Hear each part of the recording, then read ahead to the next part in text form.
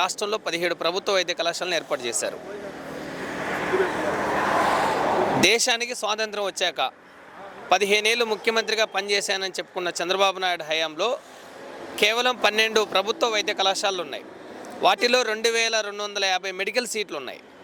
జగన్మోహన్ రెడ్డి గారు అధికారం చేపట్టాక 17 ప్రభుత్వ వైద్య కళాశాల ఏర్పాటు కోసం నిధులు కేటాయించిన తర్వాత రాష్ట్రానికి ఒకేసారి 2450 మెడికల్ సీట్లు వచ్చాయి. అంటే మొత్తం 4550 మెడికల్ సీట్లు ఈ రాష్ట్ర విద్యార్థులకు అందుబాటులోకి వచ్చాయి.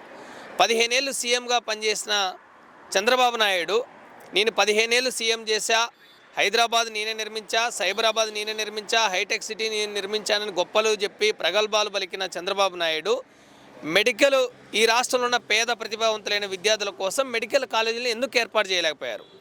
జగన్మోహన్ రెడ్డి గారు ఏర్పాటు చేసిన వాటిని ఎందుకు కొనసాగించలేకపోతున్నారు? అంటే ఆయనకు ప్రైవేటీకరణ చేయడం, ప్రైవేటు వ్యక్తుల మీద, ఆ ప్రైవేటు వ్యక్తులు కూడా ఆయన బినామీలు ఎవరైతే ఉన్నారో వాళ్ళకి ప్రభుత్వ ఆస్తుల్ని, ప్రభుత్వ ధనాన్ని, ప్రజాధనాన్ని దోచిపెట్టడం అంటే చంద్రబాబు నాయుడుకి అమితమైన ఇష్టం.